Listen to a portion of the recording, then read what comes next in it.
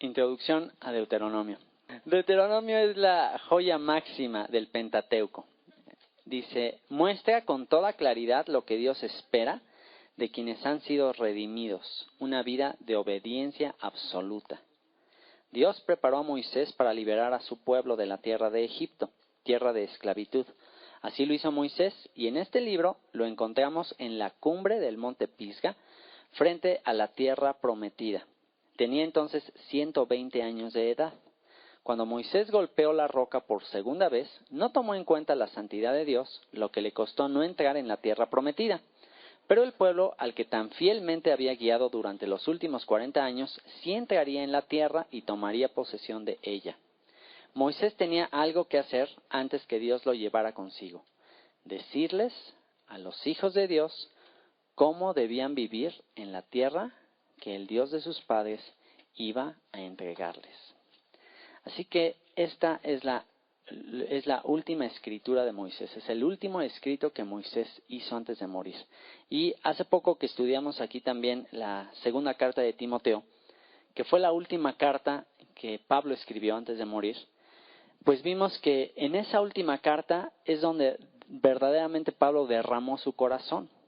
Porque pues tú ya cuando estás llegando a los últimos días de tu vida, es cuando realmente estás pensando en lo que es más importante.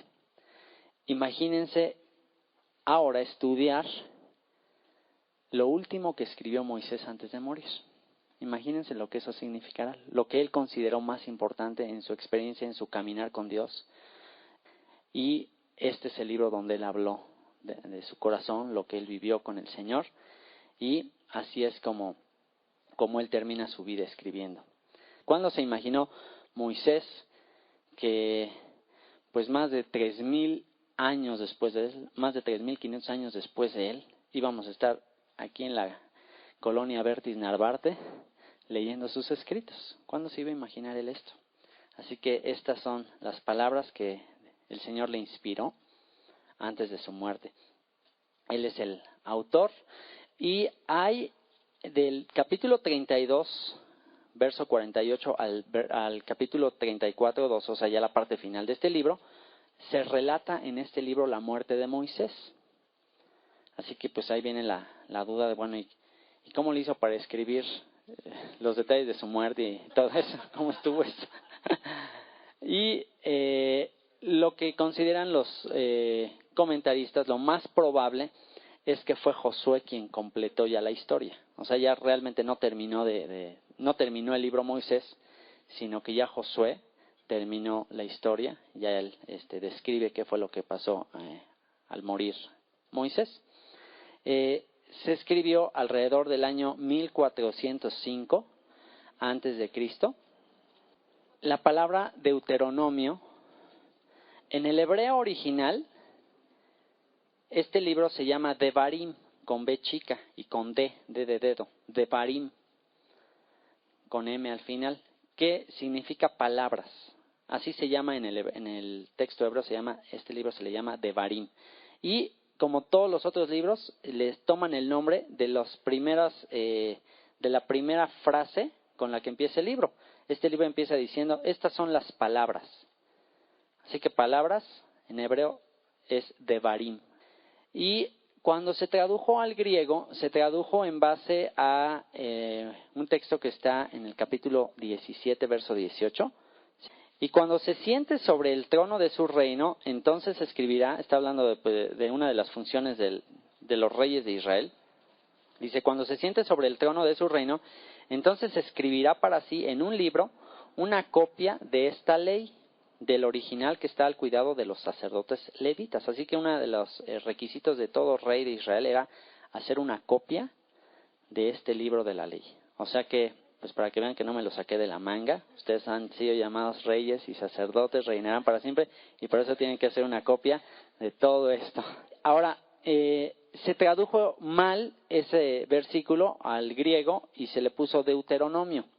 Deuteronomio significa otra ley o una segunda ley, pero en realidad no dice una segunda ley, sino es una copia de la misma ley que ya se había dado.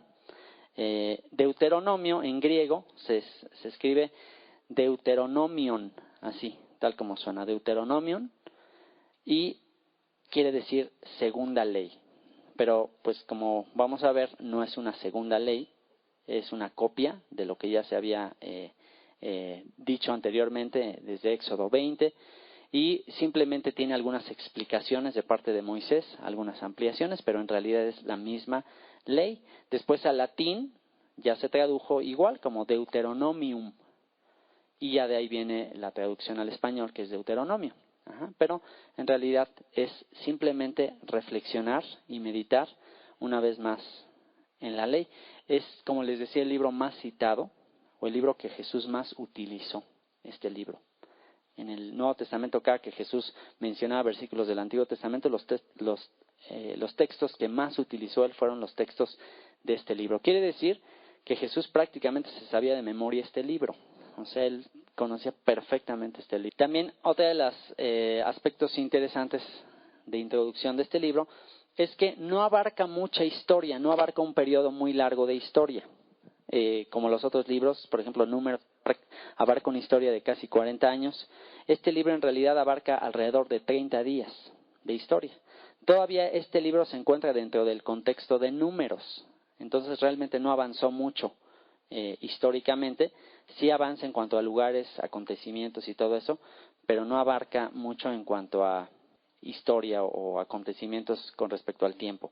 También era importante escribir este libro porque recuerden que toda la primera generación que salió de Egipto, por incredulidad, por temor, por desobediencia, no entró a la tierra prometida y se regresó y murió toda esa generación. O sea que toda la gente que vio las plagas en Egipto, que celebró la Pascua, que vio cómo el Mar Rojo se dividió y todo eso, toda esa gente, toda esa generación falleció. Y era importante que para esta segunda generación pues se le diera una copia de la ley y se le volviera a explicar la importancia de mantenerse en la ley. Así que era por eso tan importante. El pueblo de Israel siempre había estado en Egipto y siempre habían sido esclavos realmente. Habían estado aquí en el desierto, habían vivido en toda esta esclavitud y realmente no sabían cómo vivir como un pueblo libre. Estaban a punto de entrar a la tierra prometida y era importante que supieran cómo vivir ya como gente libre. Tenían que recibir instrucciones para vivir como gente libre. Así que esto es lo que va a hacer este libro, enseñarle a los israelitas cómo vivir como gente libre. Y también nosotros necesitamos aprender a vivir como gente libre. A veces seguimos viviendo como esclavos por no conocer lo que Dios tiene para nosotros, por no conocer sus promesas, por no conocer sus palabras. Seguimos viviendo como esclavos, y así podemos estar. Tú y yo podemos vivir en la libertad del Espíritu, pero nuestro antiguo amo de repente nos dice, no, tú sigues siendo esclavo. Y este libro nos va a enseñar a caminar en la libertad del Espíritu y a conducirnos como un pueblo libre. Así que bueno, empezando allí, en el capítulo 1, dice así: estas son las palabras que habló Moisés a todo Israel a este lado del Jordán, en el desierto, en el Arabá, frente al Mar Rojo, entre Parán, Tofel, Labán, Haserot y Disaab. 11 jornadas hay desde Horeb, camino del monte de Seir, hasta Cades Barnea. Y aconteció que a los 40 años, en el mes 11, el primero del mes, Moisés habló a los hijos de Israel conforme a todas las cosas que Jehová le había mandado acerca de ellos. Y aquí en el verso 3 nos está hablando que aconteció a los 40 años. ¿A los 40 años de qué? ¿De qué creen?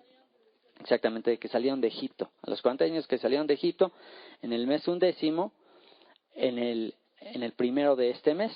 Este mes se refiere al mes de Shevat, que corresponden a enero-febrero, es el mes de Shevat, y este es un periodo entre Números, entre el capítulo 20 de Números y el capítulo 36 del libro de Números.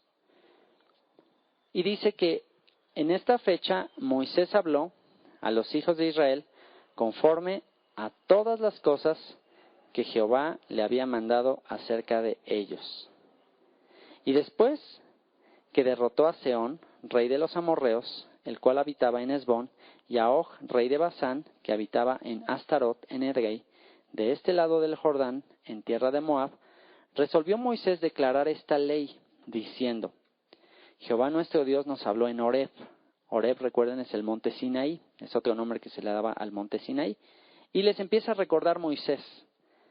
Dice: el Señor nuestro Dios nos habló en Horeb, en el monte Sinaí, diciendo: habéis estado bastante tiempo en este monte. Volveos e id al monte del Amorreo y a todas sus comarcas, en el Arabá, en el monte, en los valles, en el Negev, y junto a la costa del mar, a la tierra del Cananeo y al Líbano, hasta el gran río, el río Éufrates. Esto es en lo que en la actualidad está Irak, en la tierra de Babilonia de esa época, Ur de los Caldeos. Verso 8, mirad, yo os he entregado la tierra. Entrad y poseed la tierra que Jehová juró a vuestros padres, Abraham, Isaac y Jacob, que les daría a ellos y a su descendencia después de ellos. Así que aquí Moisés le empieza a contar la historia a estos nuevos israelitas, a esta segunda generación, lo que aconteció, y les empieza a dar un relato desde la salida de Egipto. Les empieza a contar qué fue lo que pasó y les empieza a decir cuál fue la falla y cuál fue pues la causa por la que este pueblo, esta primera generación, no entró a la tierra prometida. Dice el verso 9: en aquel tiempo yo os hablé diciendo: yo solo no puedo llevaros. Jehová vuestro Dios os ha multiplicado, y he aquí, hoy vosotros sois como las estrellas del cielo en multitud. Jehová, Dios de vuestros padres, os haga 1000 veces más de lo que ahora sois, y os bendiga como os ha prometido. ¿Cómo llevaré yo solo vuestras molestias, y vuestras cargas y vuestros pleitos? Dadme de entre vosotros, de vuestras tribus, varones sabios y entendidos y expertos, para que yo los ponga por vuestros jefes. Entonces aquí Moisés les está recordando, ¿se acuerdan? Les está recordando que pues llegó un momento en que él no podía con todo el pueblo. Y bueno, esto surgió en un momento en que ya de plano Moisés se desesperó, porque la gente se empezó a quejar de que no tenía la comida como antes en Egipto, que quería carne, que ya estaban hartos del maná. Entonces ya llegó el momento en que Moisés se desesperó y dijo: Señor, ya, mejor mátame, yo ya no puedo seguir con toda esta gente. Y Dios en ese momento le dijo: no te preocupes, yo voy a poner mi espíritu en otros varones que van a llevar contigo la carga, te van a ayudar. Y se acuerdan qué fue lo que pasó, que puso el Espíritu de Dios sobre todas esas personas, y algunos de ellos empezaron a profetizar, pero algunos de ellos se salieron del campamento y empezaron a profetizar fuera del campamento, 2 de ellos. Y llegó Josué a decirle a Moisés: oye, hay 2 que están fuera del campamento y que están profetizando, y le están hablando la palabra de Dios al pueblo. Y pues, ¿qué? ¿Se los impido? Vamos a impedírselos. ¿Cómo es posible que están fuera de nuestros lineamientos? Y entonces Moisés le dice: oye, pues qué bueno, maravilloso. Qué bueno que todos profetizaran. Sería maravilloso que toda la gente estuviera enseñando la palabra de Dios. ¿Tienes tú celos por mí? Y pues ya como que ya Josué ya no dijo nada. Y bueno, es una típica actitud. En esa ocasión aprendimos la típica actitud que tenemos de limitar a Dios. Y de pensar que yo soy el único protagonista.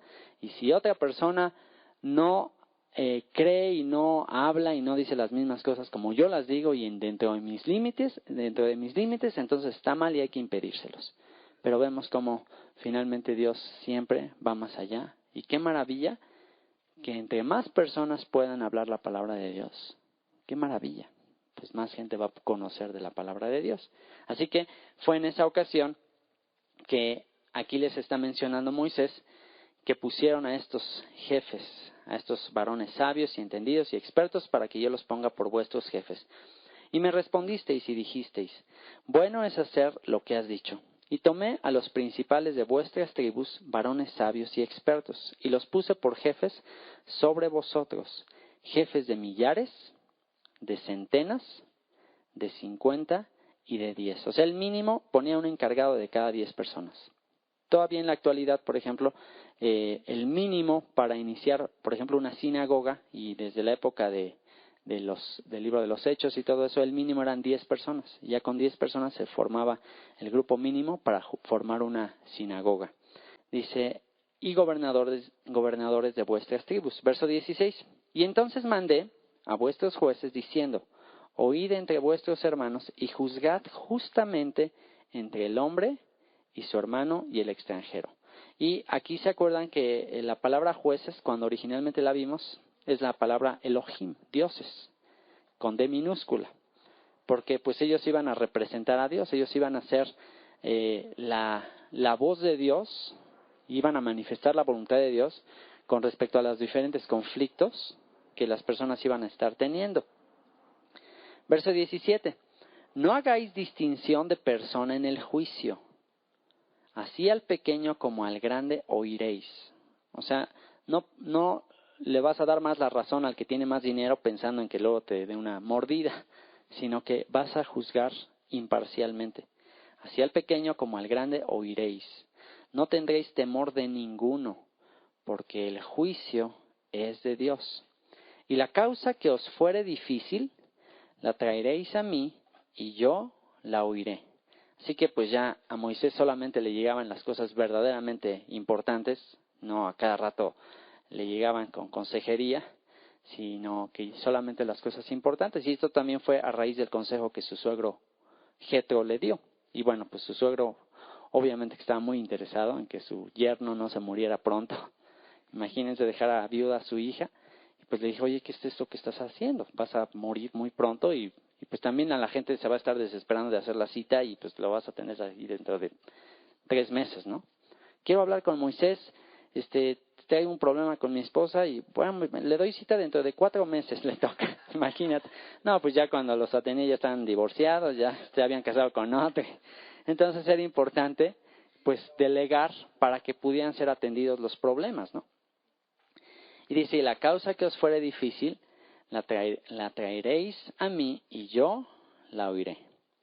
Os mandé pues en aquel tiempo todo lo que habíais de hacer.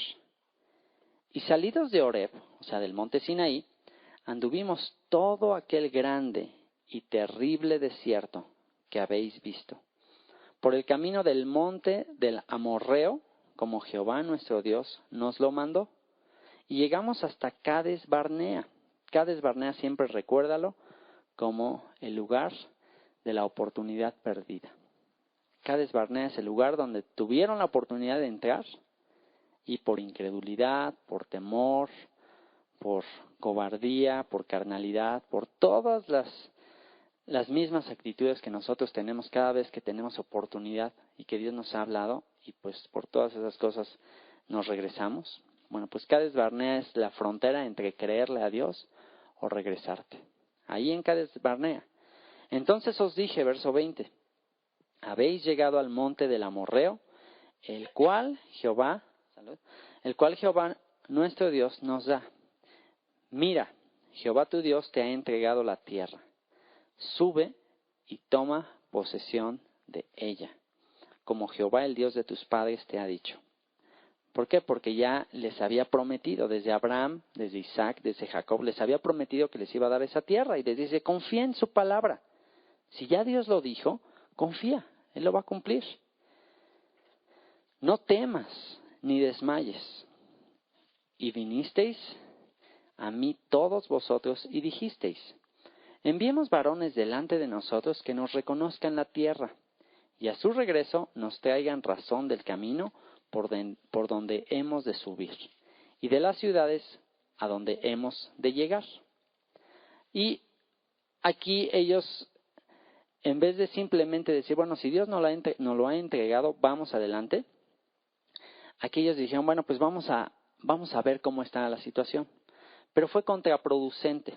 Hay veces que Dios puede hablarte algo directamente y tú primero quieres medir, a ver cómo está la cosa. A ver, primero voy a medir cómo están las cosas, pero a veces eso resulta contraproducente. Porque una vez que empiezas a analizar las posibilidades, te das cuenta, no, está en chino esto. A ver, tú por ejemplo ya estás queriendo tomar una decisión muy importante para tu vida. Pero empiezas, bueno, sí, ya el Señor me dijo que Él va a proveer para mis necesidades, sí, estoy seguro, pues voy a confiar en su palabra. Pero muchas veces nuestra tendencia es, bueno, a ver, sí, pero a ver, vamos a hacer cuentas. A ver cuánto cuesta la estufa, el refrigerador, la renta. Se te va haciendo así. Ahí luego nos vemos, creo que soy eunuco. Creo que tengo don de continencia. ¿Por qué? Porque pues empieza a hacer cálculos, empieza a ver la realidad y dice, no, pues esto está en chino. Es imposible. Y desafortunadamente, esa es a veces nuestra tendencia. A veces la realidad, lo que vemos, nuestras cuentas matemáticas, lo que dice Electra, puede más que mi fe en Dios, que lo que Dios me ha dicho. Y bueno, pues ahí sí ya, pues digo, no, pues ya mejor cuando tenga mi doctorado, y ya a los 50 años yo estoy queriendo casarme, no, pues ya a esa edad ya vas a tener nietos, ¿no? Ya resulta que, bueno, ya cuando tú tengas las posibilidades, los recursos, pues a ver, hazlo.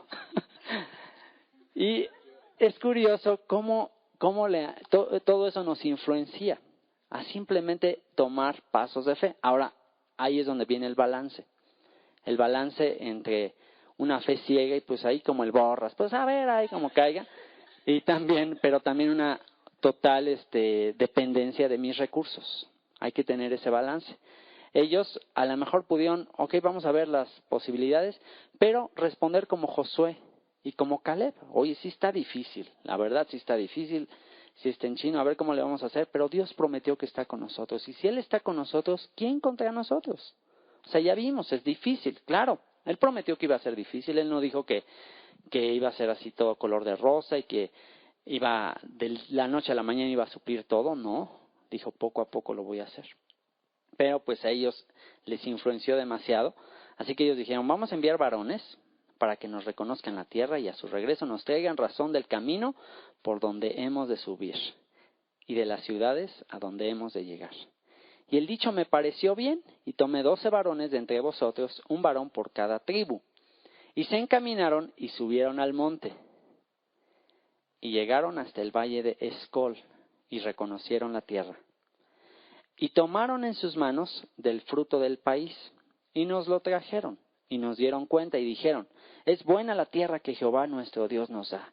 Sin embargo, no quisisteis subir, antes fuisteis rebeldes al mandato de Jehová vuestro Dios, y murmurasteis en vuestras tiendas, diciendo, porque Jehová nos aborrece, porque Jehová nos odia, nos ha sacado de tierra de Egipto, para entregarnos en manos del amorreo para destruirnos. Imagínate qué pensamiento. Dios me odia, Dios me aborrece, está esperando así pisotearme. Es que Dios me odia. Yo creo que por eso me mostró todo eso, pero al final para pisotearme. ¿Qué pensamiento tan perverso? O sea, porque si tú piensas que Dios te odia, entonces estás pensando en un Dios maldito, malo, muy malo, malvado, perverso. Y eso es un pensamiento perverso. Perversidad es lo contrario de benignidad. Benignidad es siempre pensar lo mejor de los demás. Siempre esperar lo mejor. Perversidad es siempre pensar lo peor. Siempre esperar lo peor. No, es que esto lo está haciendo porque seguro que me está tratando de hacer daño. Y estás ahí como que todo el tiempo cuidándote. A ver, ¿qué me están haciendo? Ya me miró feo, ¿no? Fue algo que dije. Tienes un delirio de persecución, una paranoia. Y que no, pues resulta que nadie ni te está pelando, ni está enterado que estás ahí. Pero tú, no, eso lo dijo por mí, pero no me está tirando pedradas. Sí, eso es para mí, sí. Y al final llegas y, ¿por qué dijiste eso? ¿Y qué me sabes? Entonces, eso es perversión. Y tú dices, oye, no, yo no dije absolutamente para nada, pero eso es perversión. Y a veces, chicos y chicas, esa es una de las peores tragedias o de las peores armas del diablo en el matrimonio. El matrimonio, la perversidad, no te imaginas el daño que causa. El estar pensando, no, es que eso nada más está tratando de hacerme enojar. Eso lo hizo, me está tratando de hacer enojar, me está tratando de llevar la contra, lo está haciendo por mí. Entonces estás todo el tiempo pensando en eso, en vez de ser benignos unos con otros, de tratar siempre de justificar las acciones de otros. Bueno, una cosa diferente es pensar, bueno, yo creo que no se dio cuenta lo que dijo, o yo creo que no lo dijo por mí, o yo creo que estaba distraído. O sea, eso es siempre tratar de justificar a la persona. Ay, no, ¿cómo crees? Lo hizo sin pensarlo, lo hizo sin sentirlo. Eso siempre estar pensando lo mejor, pensar lo peor. No, estoy seguro que algo te hay contra mí. Y eso es la perversión de este pueblo. Dice, y murmurasteis en vuestras tiendas. Y es naturaleza humana, es lo mismo que nos pasa. Diciendo porque el Señor, porque Jehová nos aborrece, nos odia. Hizo todo ese desplante de poder en Egipto para entusiasmarnos y para animarnos y para decir, mira, sí los voy a sacar, mira todas las plagas, toda la muerte de los primogénitos, abrí el mar rojo y ya para tenerlos acorralados y ahora sí los voy a humillar, los voy a hundir en el desierto. Imagínate pensar eso. Y si tú te pones a pensar con respecto a tu vida, todo lo que Dios ha hecho en tu vida hasta el día de hoy, todo lo que Él te ha mostrado de su palabra, de su amor, de su misericordia, que fue Él a dar su vida en una cruz. ¿Tú crees que todo eso Él ha hecho por ti para que hoy te castigue y ya no quiera saber nada de ti, te mande muy lejos de su presencia? ¿Tú crees que Él hizo todo eso de ir a dar su vida por ti en una cruz para finalmente dejarte y abandonarte y no proveer para todas tus necesidades? ¿Tú crees en un Dios que es capaz de hacer eso? Pues ese no es el Dios de la Biblia. El Dios de la Biblia es alguien que dijo que nunca te dejará, que nunca te abandonará. Dice, ¿se olvidará la mujer de aquel que dio a luz para dejar de complacerse en el fruto de su vientre? Es una pregunta que Dios hace. ¿Tú crees que algún día una madre sea capaz, una madre que dio a luz con mucho trabajo, con mucho sacrificio, pero con mucho amor? ¿Tú crees que una madre será capaz de olvidarse del fruto de su vientre? Pues dice, aunque ella lo haga, porque Dios sabe que va a haber madres que son capaces de hacerlo, aunque ella lo haga, y el amor de una madre es el amor más sublime que existe dentro de los seres humanos, pero aún así Dios dice, aunque ella lo haga, yo nunca me olvidaré de ti. Te tengo grabado en mi corazón, te tengo esculpido en mi corazón. Él dice tener nuestros cabellos contados.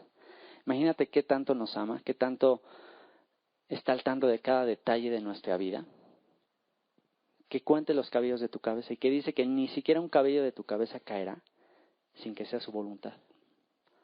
Así que Él está al cuidado de cada uno de nosotros, pero el pensamiento de ellos es, no, nos odia. Hizo todo eso para traernos aquí y aquí destruirnos.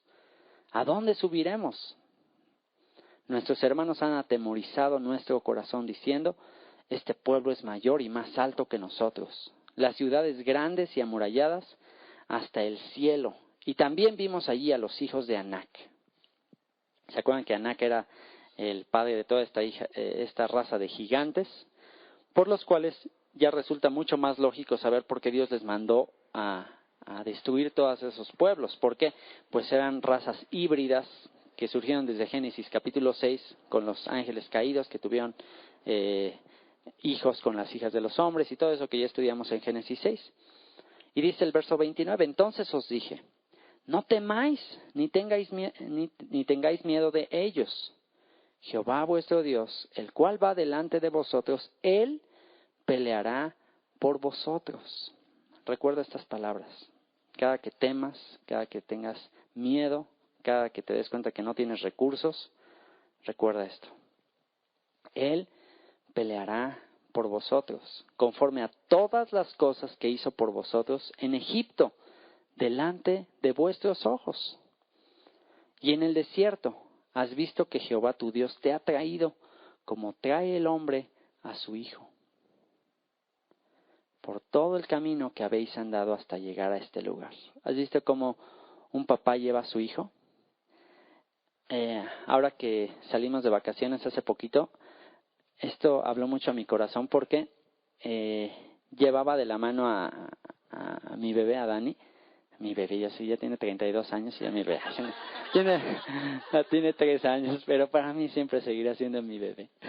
Y lo llevaba yo por la playa y pues de repente íbamos caminando en la playa y las olas, y le encantaba ir metiéndose a las olas, y pues de repente le llegaban las olas hasta los pies, y poco a poco iba perdiéndole el temor a las olas, hasta que llegó el momento en que ya se me empezaba a jalar y ya se empezaba a meter hacia las olas, y ya pues ya el agua le empezaba a llegar a la cintura, y yo lo agarraba así, ya me empezó a entrar el nervio, ya me empecé a alejar de él, y recordé este pasaje de que si yo, siendo malo, perverso, carnal por naturaleza, tengo ese cuidado de mi bebé, y o sea, yo a ver qué hago, pero yo no voy a dejar que algo ni siquiera pueda arriesgar su vida.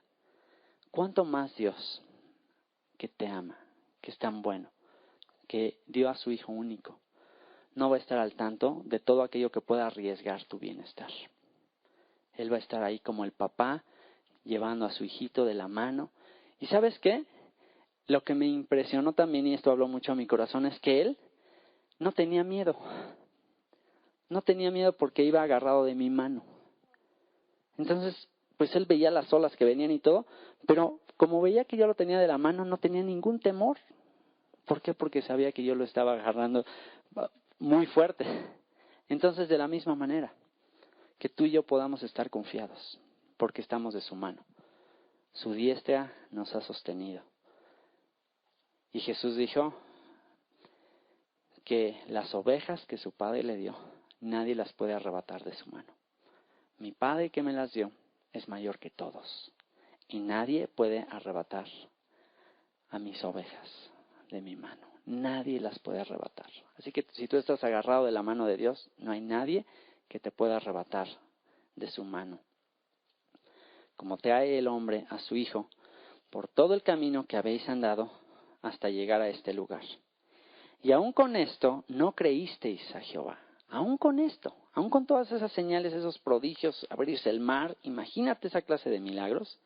Y aún con esto, si después de ver al Creador clavado en una cruz, dando su vida por ti, cuando aún éramos pecadores, sabiendo que Él dio su vida, si aún con eso no somos capaces de pensar que Él nos va a cuidar, que Él nos va a suplir todas nuestras necesidades, pues ya no hay nada más que Él pueda hacer para mostrarnos que nos ama y que está al tanto de nuestras necesidades. Si Él atendió la máxima necesidad que tenemos, que es la de perdón, que es la de rescate, que es la de redención, ¿cómo no va a darnos juntamente con eso todas las cosas? Si Dios no escatimó a su único Hijo, sino que lo entregó por todos nosotros, ¿cómo no va a dar también con Él todas las cosas que tú y yo necesitamos? ¿Cómo no lo va a hacer? Y dice, y aún con esto no creísteis a Jehová vuestro Dios. Verso 33. Quien iba delante de vosotros por el camino para reconoceros el lugar donde habíais de acampar, con fuego de noche en el desierto. Súper oscuro, pero les ponía fuego. Ahí una luz para que supieran dónde acampar. Para mostraros el camino por donde anduvisteis, y con nube de día. Para que no tuvieran mucho calor en el desierto, pues les voy a hacer sombrita con una nube. Cuidándolos, llevándolos de la manita. Y esa fue la infancia del pueblo de Israel. Ustedes recuerdan que Israel fue engendrado, o sea, el embarazo del pueblo de Israel fue en Egipto, porque Egipto fue el vientre del pueblo de Israel, y fue un vientre perfecto, porque los egipcios, recuerden que no podían, eran muy racistas, no se mezclaban con otras razas, y Israel tenía la tendencia de ir y mezclarse con todos, y Dios les dijo no se mezclen, pero no hacían caso. Los tuvo que llevar a Egipto, vino todo esto del hambre, todo eso fue el plan de Dios para llevarlos a Egipto, que no se mezclaran, que estuvieran ahí siendo formados en el vientre. Egipto fue ese vientre. Salen de Egipto, eso representa el nacimiento, salen de Egipto, pasan por el Mar Rojo y surgen como una nación. Y en el desierto son como niñitos, Y así somos, como niñitos, pero en el desierto los lleva Él de la mano. Rebeldes, murmuraban, toda la manifestación de la infancia espiritual, pero los llevaba de la manita. Y oyó Jehová la voz de vuestras palabras, verso 34, y se enojó. ¿Por qué? Por la murmuración de ellos. Y juró diciendo, no verá hombre alguno de estos, de esta mala generación, la buena tierra que juré que había de dar a vuestros padres, excepto Caleb, hijo de Jefone, él la verá. Y a él le daré la tierra que pisó y a sus hijos, porque ha seguido fielmente a Jehová. También contra mí se airó Jehová por vosotros y me dijo, tampoco tú entrarás en ella. O sea, Moisés sí también por su culpa se enojó conmigo. Josué, hijo de Nun, el cual te sirve, él entrará allá. Anímale, porque él la hará heredar a Israel. Y vuestros niños, de los cuales dijisteis que servirían de botín, y vean, ellos preocupados por sus niños, pensando que ellos se preocupaban más de sus hijos que Dios. Ay, Señor, y mis hijos, vamos a morir en el desierto, ¿y qué va a pasar? Y se los van a llevar de botín estos cuando nos derroten los cananeos. Hay veces que estamos demasiado preocupados por nuestros seres queridos, por nuestros amigos, y pensamos que nosotros amamos más a esas personas que Dios. Dios les ama mucho más. Dios está mucho más al cuidado. Y ellos dijeron, y vuestros hijos, de los cuales dijisteis que servirían de botín, y vuestros hijos que no saben hoy lo bueno ni lo malo, ellos entrarán allá, y a ellos la daré, y ellos la heredarán. Están muy preocupados por sus hijos, yo más. Ellos la van a heredar. Pero ustedes no creen, pues no puedo hacer nada.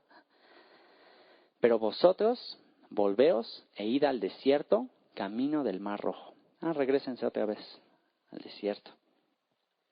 Entonces respondisteis y me dijisteis, hemos pecado contra Jehová, nosotros subiremos y pelearemos, conforme a todo lo que Jehová nuestro Dios nos ha mandado.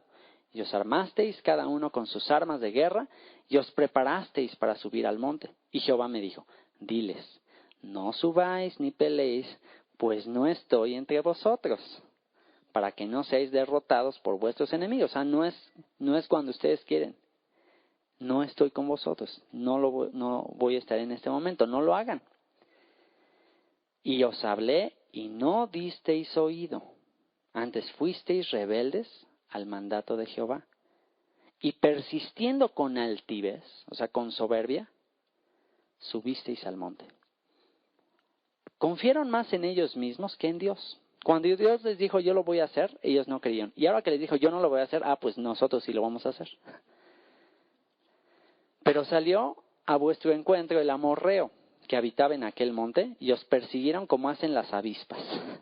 ¿Han visto una persecución de avispas sobre alguien y corriendo y que se tiene que echar un clavado al agua para que no lo picoteen? Imagínense, dice, y os persiguieron como hacen las avispas y os derrotaron en Seir hasta Horma.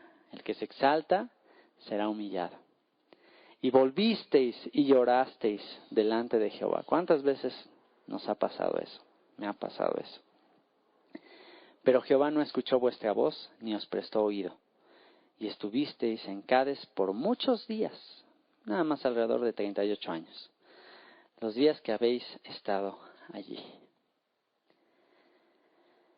Así que su carne, su temor, su incredulidad, su ingratitud, porque el decir nos odia y por eso nos trajo aquí es ingratitud, es no ser agradecidos. Y lloraron, pero pues recibieron una consecuencia. ¿Y para qué se escribió esto? Para nosotros, para que aprendamos y no caigamos en los mismos errores que ellos cayeron. Aquí va a empezar a relatar los años en el desierto, Moisés. Les va a relatar a esta nueva generación los años en el desierto. Y lo último con lo que terminó el capítulo 1 es que se quedaron en Cades por muchos días. O sea, se quedaron en esta área de Cades Barnea recorriendo este desierto por muchos días. En total fueron alrededor de 40 años los que Israel estuvo por ahí. Luego volvimos y salimos del desierto camino del Mar Rojo. Así que salieron de ahí y salieron del desierto camino del Mar Rojo. Dice, como Jehová me había dicho, y rodeamos el monte de Seir por mucho tiempo. Este monte de Seir lo estuvieron recorriendo Todo el tiempo, imagínense, estarle dando vueltas a este montecito. Por aquí regresaban y volvían a darle vueltas y volvían a darle vueltas. Por aquí anduvieron bastante tiempo en el desierto. Dice, y Jehová me habló diciendo, bastante habéis rodeado este monte. Volveos al norte. Bastante, o sea, alrededor de 38 años. Bueno, ya estuvo, ya regresense hacia el norte. Y dice, y manda al pueblo diciendo, pasando vosotros por el territorio de vuestros hermanos, los hijos de Saúl, que habitan en Seir, ellos tendrán miedo de vosotros, mas vosotros guardaros mucho. Así que les dice que iban a pasar por Edom, Edom que fue dado a Esaú y a su descendencia, Edom que significa rojo, así que les dice van a pasar por Edom, pero les dice, guardaos mucho, no os metáis con ellos, porque no os daré de su tierra, ni aun lo que cubre la planta de un pie. No se las voy a dar, la tierra. ¿Por qué?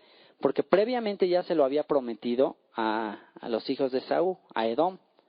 Y esto nos enseña un principio interesante.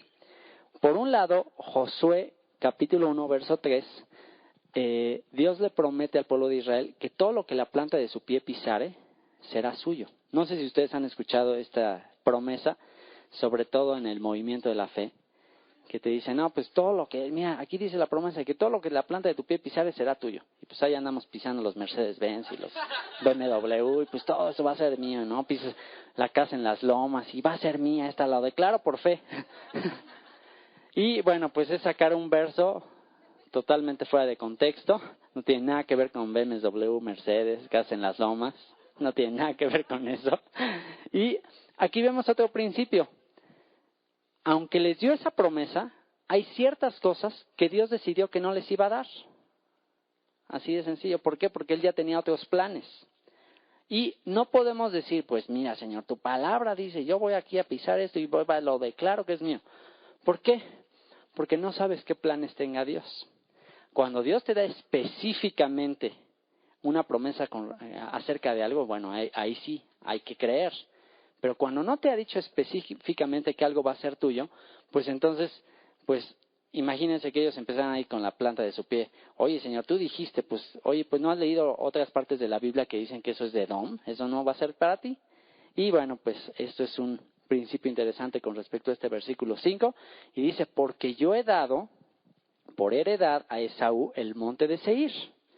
O sea, esto ya se lo prometí previamente. Ese Mercedes que estás pisando, pues yo se lo di a otra persona. ¿Por qué lo quieres tú a fuerza? Yo se lo di a otros. Compraréis de ellos por dinero. Ah, ¿lo quieres? Pues lo puedes comprar. Si Dios provee, Dios guía. Ah, bueno, entonces pues mejor me quedo con lo que Él me dio. Me contento con lo que tengo. Dice, los alimentos, dice, compraréis de ellos por dinero los alimentos y comeréis, y también compraréis de ellos el agua y beberéis. O sea, todo se lo vas a comprar porque se los di a ellos. Pues Jehová tu Dios te ha bendecido en toda obra de tus manos. Él sabe que andas por este gran desierto. Estos 40 años Jehová tu Dios ha estado contigo y nada te ha faltado. Y te dice, ¿sabes qué? Yo voy a suplir todo lo que te hace falta. Yo voy a suplir todo lo que necesitas. Has estado ya estos 40 años y nada te ha faltado. La misma escritura también dice que durante esos 40 años su vestido no se envejeció. Sus sandalias no se envejecieron. Y no porque fueran Nike o alguna cosa así, sino que Dios preservó. Imagínate qué maravilla estar en unas condiciones tan adversas en el desierto y que tu ropa no se envejezca. Y las sandalias y todo, y que todo permanecía como nuevo. Verso 8. Dice, y nos alejamos del territorio de nuestros hermanos, los hijos de Esaú, que fue hermano de Jacob, ¿recuerdan? Que habitaban en Seir por el camino del Araba desde Elat y Esión-Geber, y volvimos y tomamos el camino del desierto de Moab. O sea que estaban aquí en Elat, esta pequeña ciudad que todavía en la actualidad existe. Esta es la ciudad que les comentaba que es el Cancún actual de Israel, es donde se van de vacaciones los israelitas en la actualidad, que está aquí. Esto en la actualidad es frontera con Egipto. Aquí pues es un destino de playa, puedes ir a bucear ahí al Mar Rojo. Y bueno, de aquí de Elat dice que subieron hacia Esión-Geber. Y dice, y volvimos y tomamos el camino del desierto de Moab. O sea que de aquí de Sion-Geber subieron hacia el desierto de Moab. Aquí empezaron a caminar, empezaron a subir hacia Moab. Este es ya el desierto de Moab. Y recuerdan que en realidad de camino de Egipto a Canaán no era mucho en realidad. Es una distancia pues que en alrededor de una semana ya podían estar ahí, pero les tomó 40 años por estar rodeando toda esta área. Estuvieron rodeando, se regresaron y todo. ¿Por qué? Porque les tomó 40 horas salir de Egipto hacia Canaán. Les tomó 40 horas. A Dios le tomó 40 horas sacar a Israel de Egipto. Pero después le tomó 40 años sacar a Egipto de Israel. En su corazón estaba tan arraigada la esclavitud que le tomó 40 años. Y a veces que eso le toma a Dios sacarnos toda la incredulidad y la carnalidad de nuestra antigua vida de esclavitud. Estábamos ahí, nacemos de nuevo en un instante. En un instante cuando comprendemos el Evangelio nacemos de nuevo. Pero ahora para sacar toda la esclavitud que hay en nuestro corazón, eso es un proceso de tiempo. Dios le dijo a Israel que no le iba a dar el territorio inmediatamente, sino que iba a ser poco a poco. Dice, lo vas a conquistar poco a poco. Dice, porque si yo de repente echo fuera a todos tus enemigos, pues estas ciudades eran ciudades habitadas, había mucha gente viviendo ahí. Si de repente, dice, yo destruyo a todos tus enemigos y te doy toda esta tierra, pues entonces las fieras del campo se van a multiplicar y pues van a venir a tus ciudades y pues te van a atacar. Entonces voy a dejar que te empieces a reproducir, que empieces a multiplicarte y poco a poco vas a ir poseyendo la tierra. No te la voy a dar de una vez. Y ese es el proceso de caminar en las cosas de Dios. Poco a poco nos empieza a dar todas las promesas que Él dijo que nos daría. Verso 9, y Jehová me dijo, no molestes a Moab, ni te empeñes con ellos en guerra, porque no te daré posesión de su tierra. También aquí, o sea, ni le pienses, ni pongas tu planta ahí queriendo declarar, porque yo se las he dado a ellos. Y Moab, vamos a ver aquí mismo quién dice que son. Dice, ni te empeñes con ellos en guerra, porque no te daré posesión de su tierra, porque yo he dado a Ar por heredad a los hijos de Lot. ¿Se acuerdan que Moab desciende de la unión entre Lot y una de sus hijas? Cuando lo emborracharon y pues de ahí descendió Moab, y de Moab pues vienen todos los moabitas. Y Dios le dijo que le iba a dar toda esa tierra a los hijos de Lot. Los semitas habitaron en ella antes, pueblo grande y numeroso, y alto como los hijos de Anac, este gigante. Por gigantes eran ellos tenidos, también como los hijos de Anac. Y los moabitas los llaman emitas.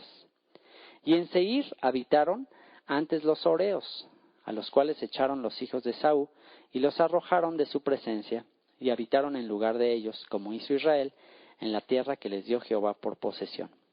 Verso 13. Levantaos ahora y pasad el arroyo de Zered. Y pasamos el arroyo de Zered. Y por aquí va a ser, este es el arroyo de Zered. Así que andaban por aquí, les dijo, levántense, pasen el arroyo de Zered, y ya iban a ir rumbo a Moab. Y de aquí iban a ir hacia Galaad y después iban a pasar el río Jordán. Y les dice, pasen el arroyo de Zered, y pasamos el arroyo de Zered. Verso 14. Y los días que anduvimos de Cades Barnea hasta cuando pasamos el arroyo de Zered fueron 38 años, hasta que se acabó toda la generación de los hombres. O sea, que de aquí de Cades Barnea hasta que pasaron este arroyo de Zered fueron 38 años. Y dice,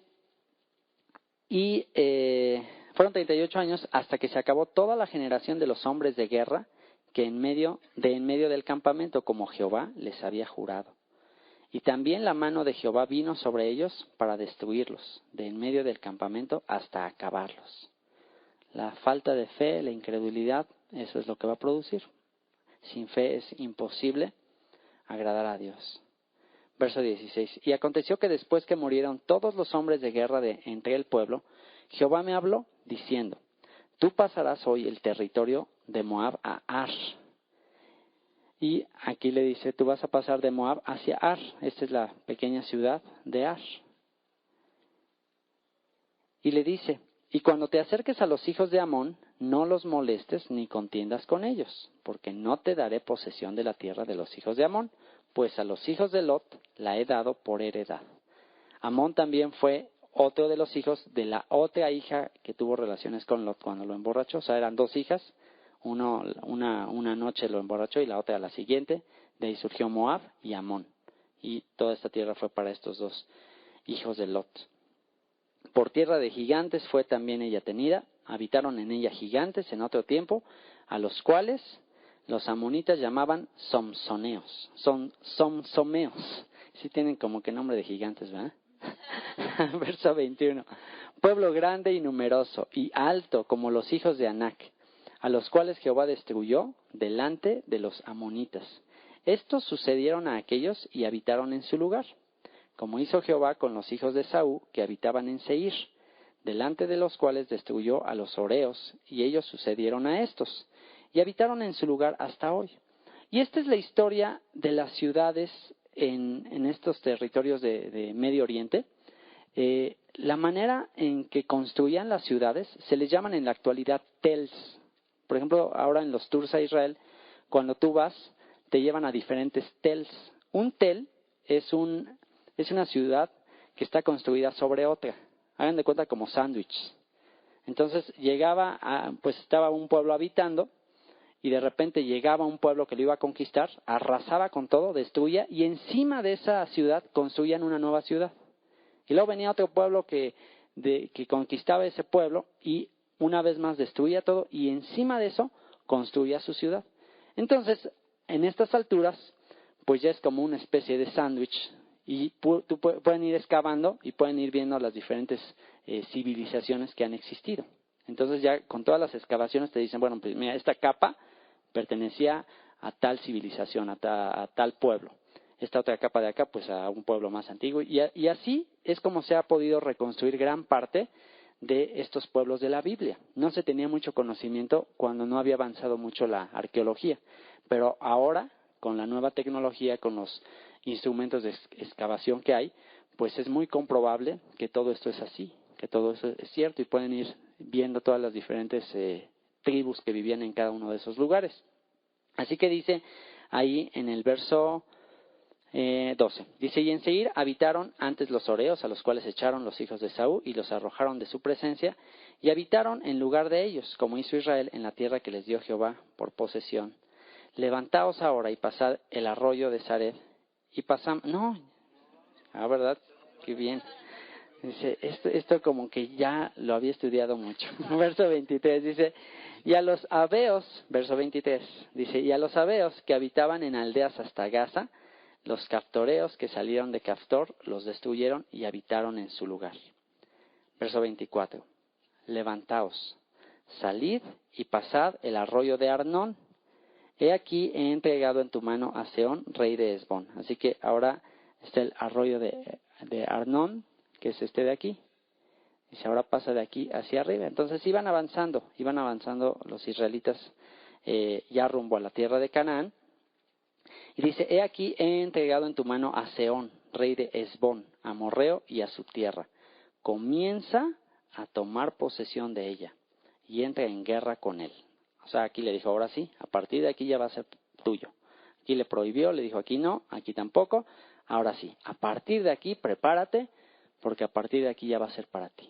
Ahora sí, ahí ya sí declara que todo lo que pisas será tuyo, ahí sí ya va a ser tuyo, yo te lo voy a dar. Y dice ahí en el verso 25, hoy comenzaré a poner tu temor y tu espanto sobre los pueblos debajo de todo el cielo, los cuales oirán tu fama y temblarán y se angustiarán delante de ti. Imagínense qué clase de fama iban a tener. Este pueblo que viene son los que derrotaron a Egipto, el imperio más poderoso de la tierra. Imagínate que viniera sobre México, un país que tú sabes que destruyó el ejército de Estados Unidos y que viene sobre ti. Dice, cuídense porque pues es el ejército que destruyó al imperio, al ejército más poderoso del mundo. Así que venía sobre ellos y imagínense la cara de estas personas imaginándose un pueblo así impresionante con un armamento así sobrenatural, increíble. Y van viendo ahí a unos, ahí todos realmente flacos, débiles. Dios dijo, no te escogí por ser un pueblo especial, alto, como aquellos hombres, sino era un pueblo verdaderamente insignificante. Pero el Señor estaba con ellos. Y el Señor son mayoría. Entonces, imagínense como cuando los filisteos, ¿se acuerdan? A ver, mándenme al mero, ¿quién es su gallo? Mándenme un gallo, así que se pelee contra Goliat. Y Goliat, tremendo hombre así de alrededor de 3 metros. Y pues le mandan ahí a un chavito que cuando le pusieron toda la armadura, pues se le caía, o sea, estaba gigante para él, todo chiquito. Y llega y con unas piedras. Y Goliat le dice, pues ¿qué soy perro para que vengas con piedras sobre mí? Y inmediatamente David lo calla y le dice, ¿quién es este incircunciso que se atreve a ponerse en contra del Dios de Israel? Tú vienes a mí con lanza y espada, pero yo vengo en el nombre del Señor de los ejércitos, el cual te entregará en mi mano el día de hoy. Wow, imagínense lo que hizo en ese momento Goliat. Yo creo que se carcajeó de risa, pero no contaba con la astucia del Señor. Y efectivamente Dios se vale de lo débil, de lo menospreciado. ¿Para qué? Para que cuando se dé la victoria, quien se lleve la exaltación sea el Señor.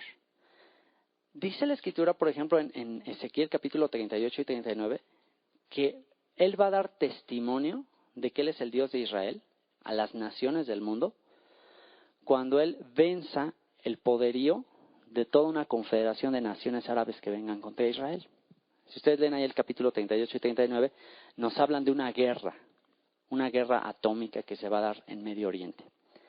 Y ya empezó Dios a dar destellos de que Él está con Israel. En la guerra de Yom Kippur, en la guerra de los 6 días, vinieron varias naciones árabes contra un país de Israel naciente, que apenas empezaba, que acaba de nacer en el 48, ya en el 48 lo atacaron, después lo atacan en el 67 y luego en el 73, toda la Confederación de Naciones Árabes, incluso con ayuda soviética, con armamento, con entrenamiento soviético, en una época donde el ejército soviético pues era juntamente con Estados Unidos el más poderoso.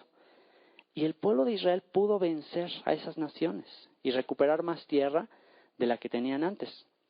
Y hay una anécdota muy interesante durante una de esas guerras, no recuerdo si fue la de Yom Kippur o la de los 6 días, que me parece que fue la de Yom Kippur porque los agarraron desprevenidos.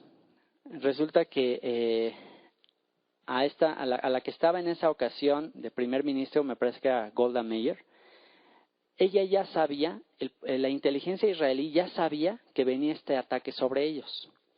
Pero Golda Meir tomó la decisión de no dar aviso al ejército, de no manifestar la alarma de que venían ya sobre ellos y de no iniciar el ataque. Porque previamente Israel había iniciado un ataque y eso hizo que el mundo, que las naciones del mundo se le voltearan a Israel y empezaran a criticarle. Entonces ella decidió, en esta ocasión nosotros no vamos a empezar, vamos a dejar que ellos empiecen para que el mundo sepa que nosotros solamente estamos defendiéndonos. Y bueno, pues eso fue una cosa muy grave porque produjo muchísimas muertes que se pudieron haber evitado. Entonces, pues finalmente se recuperó. Y bueno, está la anécdota de un soldado israelí que estaba prácticamente de vacaciones. O sea, era un día en que pues Yom Kippur pues era un día muy sagrado y estaba él fuera de su cuartel.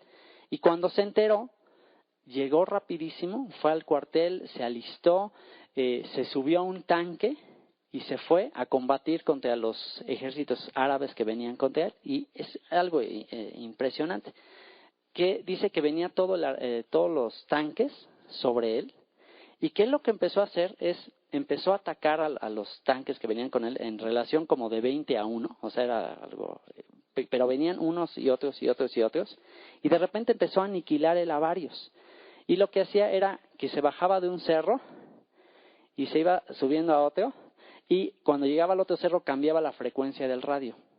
Y entonces empezaba él a hacer como que sí, aquí viene y aquí estamos. Y empezó él a hablar por el radio por varias frecuencias. Y los enemigos captaron las frecuencias y pensaron, estamos rodeados.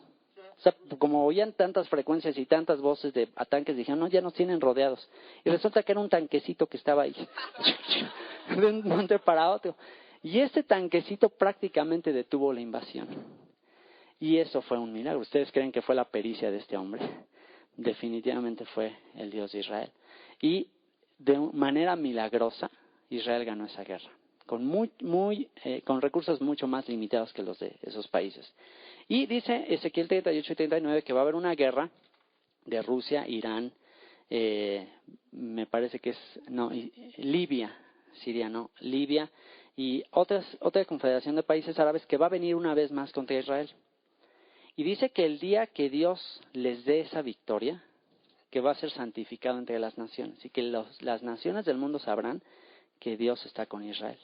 Y que va a ser algo sorprendente porque que va a venir toda esa bandada de ejército contra Israel, y que Israel sobrenaturalmente los va a derrotar a todos y va a destruir a todo ese ejército. Así que podemos ver cómo Dios siempre estuvo con su pueblo, y Dios tenía el propósito de que el pueblo de Israel confiara en Él.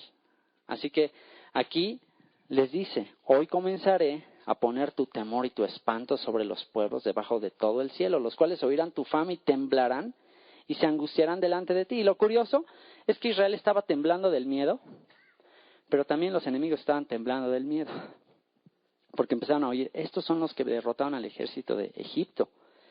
Y envié mensajeros, verso 26, desde el desierto de Cademot a Sehón, rey de Hesbón, con palabras de paz, diciendo, pasaré por tu tierra por el camino iré, sin apartarme ni a diestra ni a siniestra. La comida me venderás por dinero, y comeré el agua también me darás por dinero, y beberé, solamente pasaré a pie. O sea que le dicen a este rey de Hesbón, nada más déjame pasar por tu territorio. Es el territorio de Hesbón. No sé si esté mencionado por aquí. Ajá. Les dijo, dame permiso de pasar por ahí. ¿Se acuerdan que estaban desde Ar? Tenían que pasar por aquí, pero no quisieron. Vamos a ver que ese rey rechazó el darles permiso. Y dice, el agua que también me darás por dinero y beberé, solamente pasaré a pie. Verso 29, como lo hicieron conmigo los hijos de Esaú que habitaban en Seir y los moabitas que habitaban en Ar, hasta que cruce el Jordán a la tierra que nos da Jehová nuestro Dios. Mas Sehón, rey de Hesbón, no quiso que pasásemos por el territorio suyo, porque Jehová tu Dios había endurecido su espíritu y obstinado su corazón. Y una vez más, como el mismo caso de Faraón. Este cuate se hizo necio, pues con que necio vas a ver de lo que soy capaz, dijo el Señor. Dice, endureció su espíritu y obstinó su corazón para entregarlo en tu mano como hasta hoy. Y me dijo Jehová, he aquí yo he comenzado a entregar delante de ti a Sehón y a su tierra. Comienza a tomar posesión de ella para que la heredes. Y nos salió Sehón al encuentro, él y todo su pueblo, para pelear en Jaasa. Mas Jehová nuestro Dios lo entregó delante de nosotros y lo derrotamos a él y a sus hijos y a todo su pueblo. Así que salió aquí en Jaasa. En esta región se armó la guerra y ahí venció Israel. Tomamos entonces todas sus ciudades y destruimos todas las ciudades, hombres, mujeres y niños. No dejamos ninguno. Y una vez más, recuerden por qué les decía, destruyan a todo. Un niño, a pesar de que uno podría decir, pues qué injusto. Ya vimos que de dónde descendían todas estas personas, de gigantes. Eran razas que en un momento dado podían venir a destruir al pueblo de Israel. Hay algo que Dios puede ver que es más allá de lo que nosotros vemos. Por ejemplo, tú y yo cuando nos comemos una manzana, a lo mejor tú cuentas las semillas que hay en esa manzana. Pero Dios es capaz de contar las manzanas en cada semilla. ¿Sí me entienden? Dios es capaz de ver cuántas manzanas va a haber en esa semilla. Hay un dicho judío que dice que quien salva una vida, salva a todo un pueblo, a toda una nación. ¿Quién iba a creer que ese pequeño niñito que metieron en un pequeño Moisés, y como se le llama en la actualidad a las canastitas. ¿Quién iba a creer que ese niñito, que lo echan allá a un río, un bebito de 3 meses, quién iba a creer que ese bebito después iba a liberar al pueblo de Israel? ¿Quién iba a creer? ¿Ustedes creen que los egipcios lo hubieran criado y lo hubieran enviado a las mejores escuelas? Por supuesto que no. Así que el dejar vivo a uno de estos bebitos era un potencial para después destruir al pueblo de Israel. Dios ve más allá. A lo mejor para nosotros decimos, ay, qué crueldad. Pero finalmente un niño, pues él lo tomaba el alma y se la llevaba con él. Así de sencillo. Pero si ese niño seguía creciendo, traía ya la semilla, ahí se enteraba algún día de lo que le hicieron a sus papás, y cuidado, iba y se armaba de un ejército, hacía algo, se rebelaba, y Dios ve más allá de nosotros. Así que cada que veamos algo que a lo mejor no entendemos, nuestra mente no nos alcanza, recordemos ese ejemplo de la manzana. Dios ve las manzanas en una semilla. Y ¿se acuerdan de la película de la lista de Schindler? Tiene que ver con esto. Por eso fue tan condecorado este hombre y fue tan agradecido el pueblo de Israel con lo que él hizo. Porque por cada vida que él salvó, pues él salvó familias, pueblos enteros. Y se acuerdan que al final de la película, él pues empieza a darse cuenta de que pudo haber hecho mucho más. Y que toma ahí la corona de la muela y la pluma y dice, esto era vidas, representaban vidas. Y yo creo que sin duda en el cielo va a ser un muy grande gozo. Pero también de repente va a haber ciertas lágrimas. Dice ahí que el Señor enjugará toda lágrima. Una posibilidad de esas lágrimas es no tanto de tristeza, sino quizás el saber que perdiste oportunidades perdidas. Así que aquí lo que les dice es, destruyan todo, arrasen con todo, porque hay un potencial si dejan algo. Y recuerdan que sucedió tal cual. Cuando Saúl no quiso destruir a todos y dejó vivo al rey, ¿cuándo se iba a imaginar que de ese rey iba a descender después a alguien, Amán, que iba a tratar de destruir a la raza judía? El libro de Esther no existiría si no es porque Saúl pensó que era mejor dejar a este rey y dejar todas las manadas de ovejas y todo eso, porque dijo, le voy a hacer sacrificio a Dios. Y casi por esa desobediencia de Saúl, la raza judía es exterminada.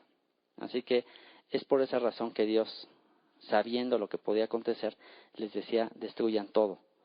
Verso 35. Solamente tomamos para nosotros los ganados y los despojos de las ciudades que habíamos tomado.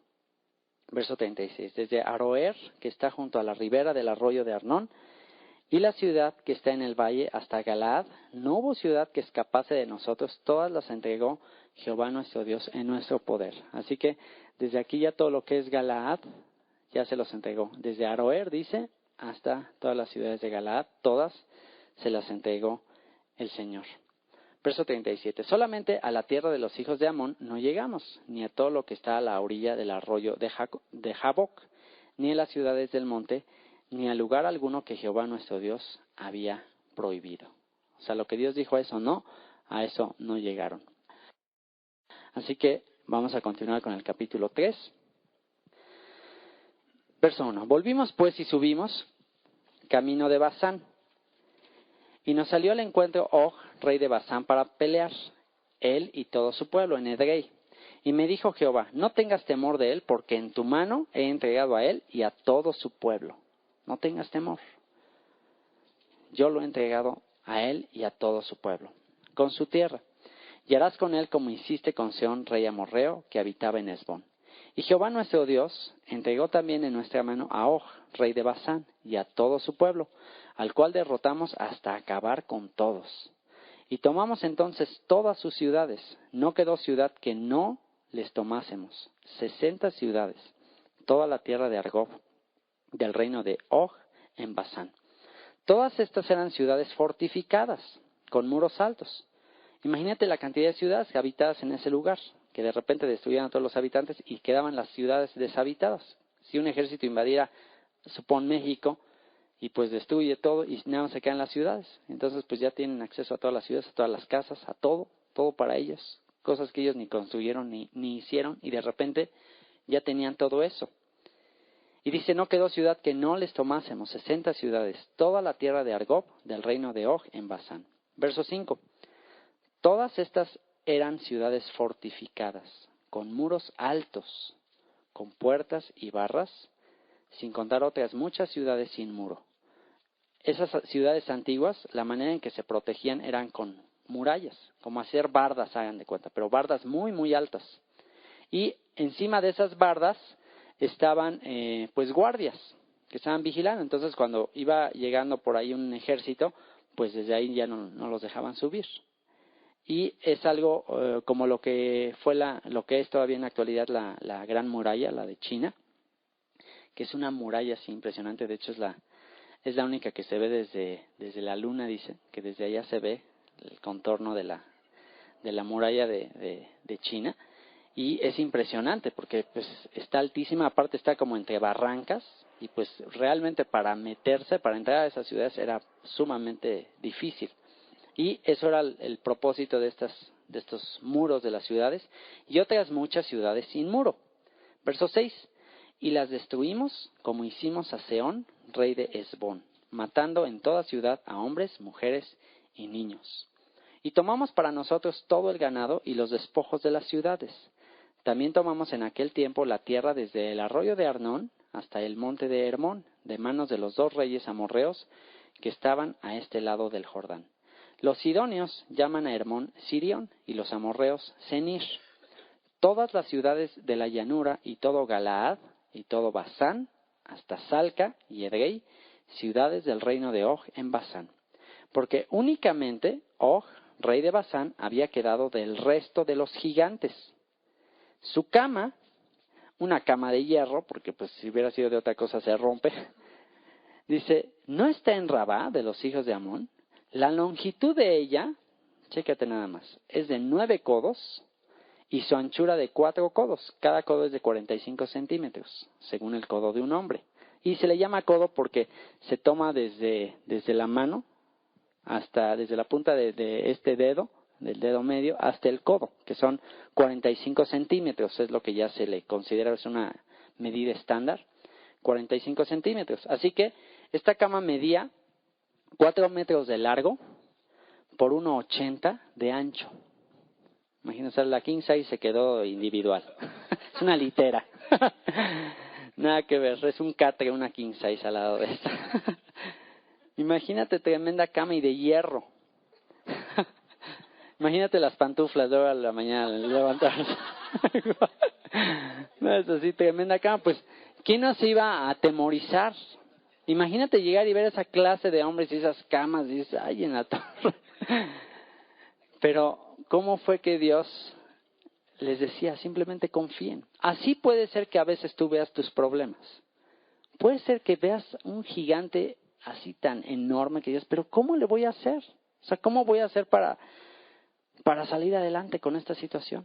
Esto está gigantesco. Y el problema es que eso llega a ser más grande que Dios para ti. Hay veces que cuando estamos en medio de un problema, lo único que vemos es el problema. Y el problema lo agrandamos tanto que no vemos que Dios es mucho más grande. Y es como si tú ves el sol, y tú podrías tapar el sol con un dedo, realmente. O sea, si tú cierras un ojo y está el sol y te pones así el dedo y sí lo puedes tapar. O sea, ya no ves el sol. Y el sol, imagínate la grandeza del sol, o sea, en tamaño. Y que seas capaz de taparlo con la yema de tu dedo. Eso no es increíble. Que con la yema de tu dedo seas capaz de tapar el sol. Bueno, pues así nos pasa con los problemas. Yo estoy así tan concentrado en mi problema que ya me está tapando a Dios. Y estoy, no, es que este problema está gigantesco, qué bárbaro. No, seguro que Dios no puede. No, como el Señor, ¿cómo le vas a hacer? Esto está imposible. Y estamos ahí con nuestro dedo ahí. ¿Y qué será capaz de hacer Dios? Imagínate, solamente lo único que hacer es quita el dedo y contempla a Dios. ¿Habrá algo imposible para Dios? Por eso es que cada que vemos la oración de estos hombres de fe en la Escritura, ellos no comenzaron diciéndole, Señor, mira, tengo este problema, mira, ya viene la quincena y la nómina, tengo que pagar todo esto, Señor, híjole, ¿cómo le...? Y mira, luego los impuestos, Señor, qué bronca. Entonces estás ahí metido viendo la yema. Señor, pues ¿qué hago? ¿Qué voy a hacer, Señor? Mira, y esto, y él también le debo a fulanito de tal. Y entonces estás todo el tiempo dándole vueltas y en la noche y no duermes y las 4 de la mañana, las 5 de la mañana, y le estás dando vueltas al problema. Todo el tiempo concentrado en el problema. Y lo único que te dice el Señor, ¿quién está detrás de eso? ¿Se acuerdan la manera que oraban los apóstoles? Señor, antes de decirle la bronca, antes de decirle, mira, tengo que pagar esto, tengo que hacer esto, no me alcanza, antes de decirle todo eso, le decían, Señor, tú eres el creador de los cielos y la tierra. Señor, por tu palabra, Señor, tú nos has liberado, tú nos amas, tú has dado a tu Hijo unigénito. Y ya que ponían su mente ahora sí en la grandeza de Dios, ahora sí decían, mira sus amenazas, Señor, mira lo que están haciendo. O sea, ¿cómo que ridiculez? O sea, Señor, entonces ya cambia tu perspectiva. Pero si tú primero le das una explicación a Dios de todas las razones por las cuales está imposible que se resuelva eso en lo que estás, pues ahí te la vas a pasar noches sin dormir.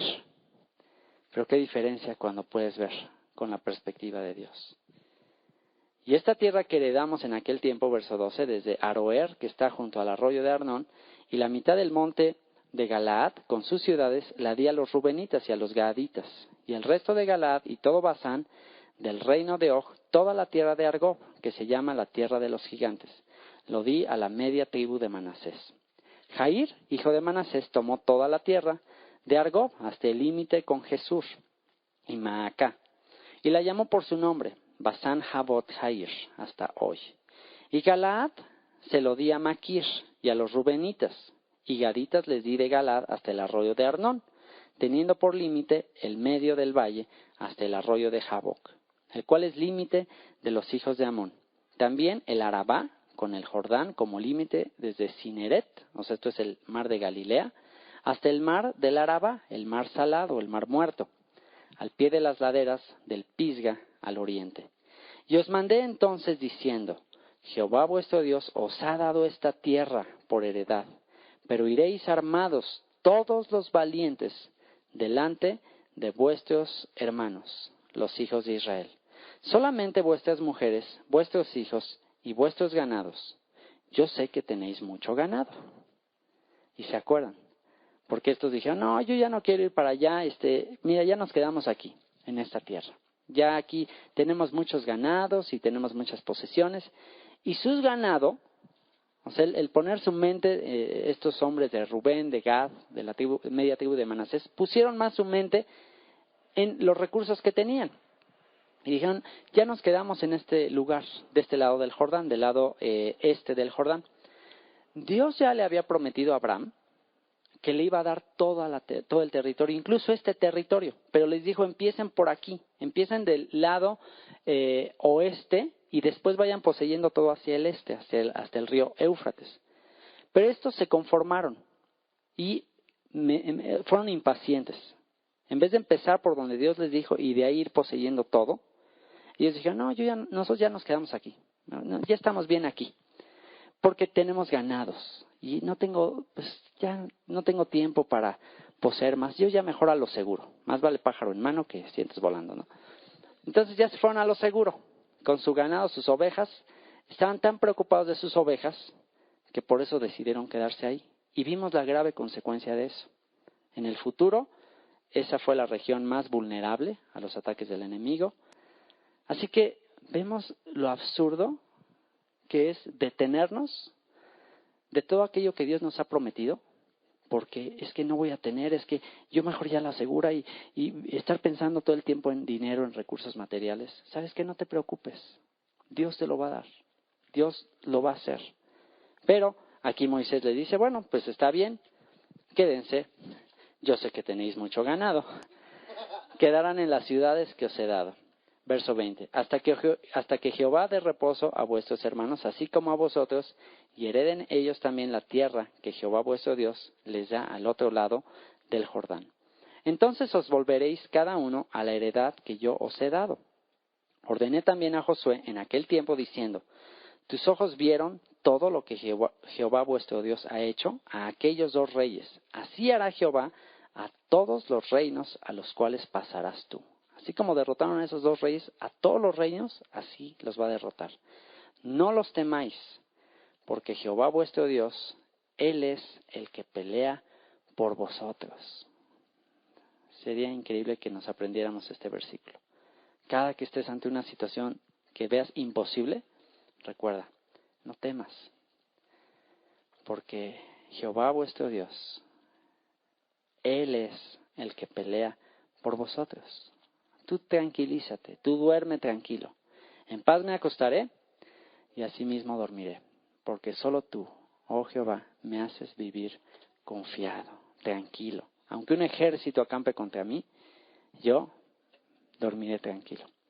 Aunque contra mí se levante guerra, imagínate que una guerra se levanta contra ti solo. Pues dice, no temerá mi corazón. A un lado caerán 1000 y al otro lado 10,000 y a mí no me va a pasar nada. Aunque la tierra sea removida, tú estarás en paz. A ti no te va a tocar el Señor. No va a haber plaga que toque tu morada. Y oré a Jehová en aquel tiempo diciendo, Señor Jehová. Y vean, aquí pues ya Moisés empieza a emocionar, porque empieza a ver cómo derrotan a estos reyes. Ya está cerquitita, empieza a ver las tierras preciosas, llenas de árboles, de arroyos, el río Jordán. Entonces ya se empieza a emocionar Moisés, empieza a ver las victorias una y otra y otra y otra. Y en ese momento le dice, Señor Jehová, tú has comenzado a mostrar a tu siervo tu grandeza y tu mano poderosa, porque ¿qué Dios hay en el cielo ni en la tierra que haga obras y proezas como las tuyas? Pase yo, te ruego. Ándale, por favorcito, por favor. Ándale, sí. Y ve aquella tierra buena que está más allá del Jordán. Aquel buen monte y el Líbano. Pero Jehová se había enojado contra mí a causa de vosotros, por su culpa. Por lo cual no me escuchó. Y me dijo Jehová, basta, no me hables más de este asunto. Wow. Sube a la cumbre del Pisga y alza tus ojos al oeste y al norte y al sur y al este y mira con tus propios ojos, porque no pasarás el Jordán. Ups. Y manda a Josué y anímalo y fortalécelo, porque él ha de pasar delante de este pueblo y él les hará heredar la tierra que verás. Y paramos en el valle delante de Bet-peor. ¿Y qué lección se llevó Moisés? Y más bien, esta no es tanto una lección para Moisés. Esta es una lección para todos nosotros. Porque era más importante la lección para todas las futuras generaciones que para Moisés en sí. O sea, esta lección tiene mucho más trascendencia que el que Dios hubiera dicho, ¿sabes qué? Ándale, ya pásale, pobrecito. Ok, te perdono, ya pásale, mira, sí, pues, ok, un error cualquiera lo tiene, pásale. No hubiéramos aprendido la lección de cuidarnos, de no representar mal a Dios. O sea, capaz que si lo deja pasar, mira, siempre sí lo dejó pasar, entonces no importa.